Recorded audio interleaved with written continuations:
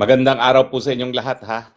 Nako, kamusta po kayo? Ako po ay mukhang hindi ako makakapagsimba ngayon pero subukan ko dahil may mga simba naman dito sa Vienna ng hapon, no? Papunta po ako ngayon sa birthday ng isa sa pinakamalapit kong kaibigan dito sa Vienna, si Rambo Gloria. Happy birthday, Rambo! Siya po ay 60 ngayong araw nito. Pareho kaming sinilang ng 1966. Mas matanda lang siya ng ilang buwan sa akin. Ilang buwan lang nauna nagkalabitan ng kanyang mga magulang, kaya siya ay sinilang ngayong araw na ito ng Hunyo. No? Pero pag-usapan po natin ngayon, alam nyo, hindi ko na sana pupunahin itong si Erich the American, the law bender. Nung sinabi niya na ang duwag-duwag daw ni Alan Peter Cayetano, kapag daw sila ay nag-hearing at pinagpatuloy ang hearing, talagang kukwelyuhan niya at ipapaaresto niya. Hindi ko na sana siya papansinin kasi mas mabuti na nga nang malaman ng taong bayan kung ano talagang pagkatao niyang Erich the American, the law bender. Unang-una, huwag niyo pong kakalimutan ha, bago niyo yan hinalal bilang senador, napilitan niya magbitiw bilang kalihim ng Department of Social Works and Development kasi nga dun sa kanyang issue ng citizenship. Hindi po pwedeng maging miyembro ng gabinete ang isang dayuhan. Siya ay napatunayan na siya ay naging dayuhan Amerikano dahil siya nga ay sumapi pa nga sa hukbong sandatahan ng Amerika. At kung hindi ako nagkakamali, yung kongresista na si Congressman ng Caloocan ang siyang nagbungkal ng kanyang pagkatao na siya ay isang foreigner. So, nakapagtataka nga kung siya ay napaalis bilang isang kalihim, bakit naman siya hinayaang manalo bilang senador? Ganun pa rin ang issue sa kanya.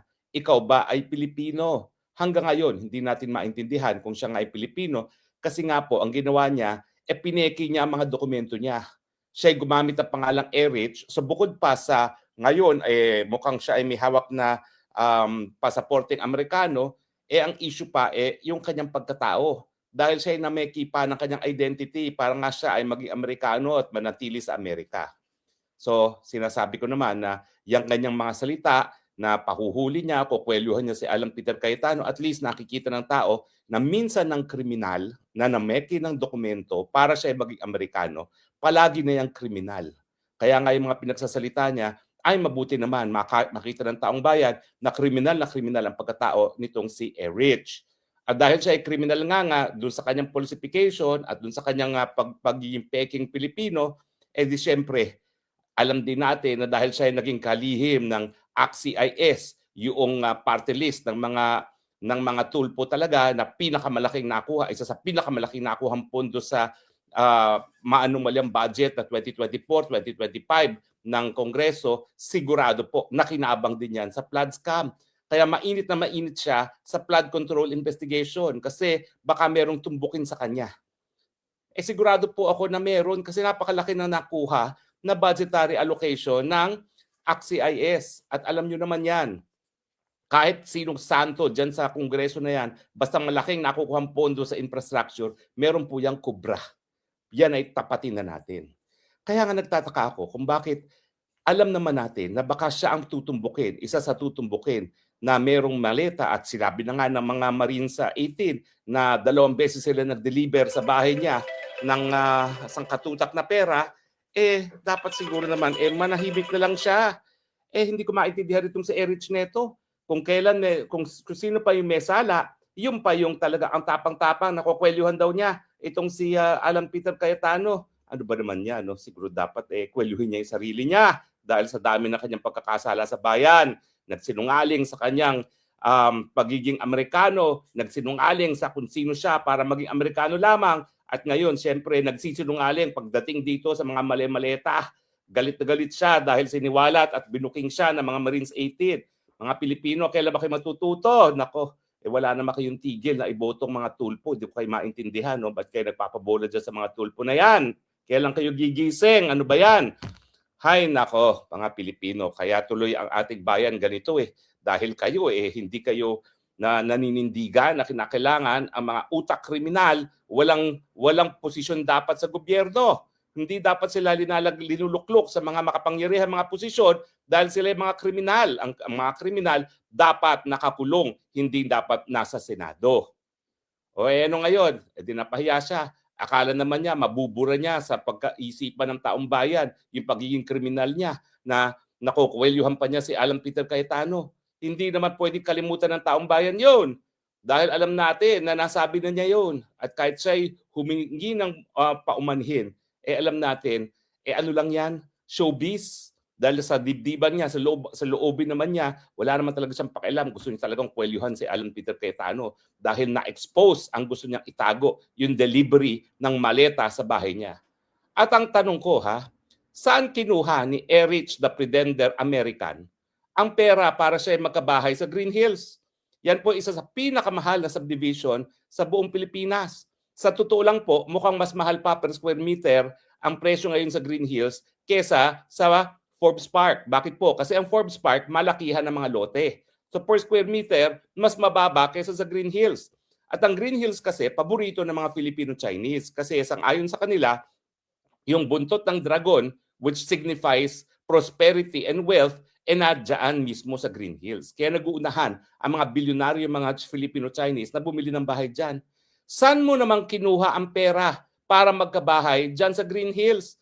Bago ka naman pumasok sa larangan ng politika, nung ikaw ay natalagang Secretary of Department of Social Works and Development, ikaw ay isang reporter at isang host lang ng PTV4. Hindi man lang ABC, hindi man lang ABS-CBN, hindi man lang GMA, hindi man lang ABC5. PTV4 na ang sahod ay sakop ng salary standardization. So bakit napakabilis mo naman makapundar ng bahay dyan sa North Green Hills? Hindi ko alam kung North Green Hills but Green Hills, kahit saan sa Green Hills, napakamahal ng mga bahay dyan. So pakisagot nga, Erich, the American, the pretender, the law bender, saan mo kinuha ang pera na ikaw ay nagkabahay sa Green Hills kung saan diniliber ng Marines 18 ang sandamukal na salapi? Mga Pilipino kasalanan natin yan Bakit nyo linuklok ang isang Erich, the pretender, the law bender? Alam nyo naman, napakadaming pagkakasala niyan mula sa kanyang pagkatao, sa pagpopulsify ng mga dokumento, at ngayon pagdating sa pagtanggap ng mga maleta. Hanggang kailan ba kayo matututo? Talaga bang gusto nyo pinupukpok ang ulo sa pader? Palibasa, mga sikat, palibasa, may mga programa. Akala ninyo, sapat na yan para kayo paglingkuran? Hindi! Ang mga gaya niyan, ang mga utak kriminal na yan, walang gagawin yan kung hindi maging kriminal sa gobyerno. Diba? Tama naman ang sinasabi ko. Pero kayo, walang pagod, walang dala. Halal ng mga taong kriminal na hindi naman nakakatulong sa bayan. Kaya ngayong tayo ay nasa putik, nalulubog sa putik, sisihin din natin ang mga sarili natin. Lalo na ngayon na alam naman natin na sa ating bagong saligang batas, nasa kamay natin ang pagbabago dahil tayo ang tunay na soberenya ng Pilipinas. Ang taong bayan, ang tunay na soberenya, yan ang sabi ng ating saligang batas. And yet, pumapayag kayo manatili sa mga posisyon ang mga kriminal, ang mga magnanakaw, ang mga bangag. Tapos magrereklamo tayo, ang hirap-hirap na ng buhay. Mahirap ang buhay dahil sa ating mga ginawa na hinalal natin ang mga walang kwenta, mga tao para sa pinakamatataas na posisyon, kasama na ang posisyon ng presidente, kasama na ang posisyon ng senador. Tama ba ako mali? Ultimately sa demokrasya, mga sarili natin ang sisihin natin.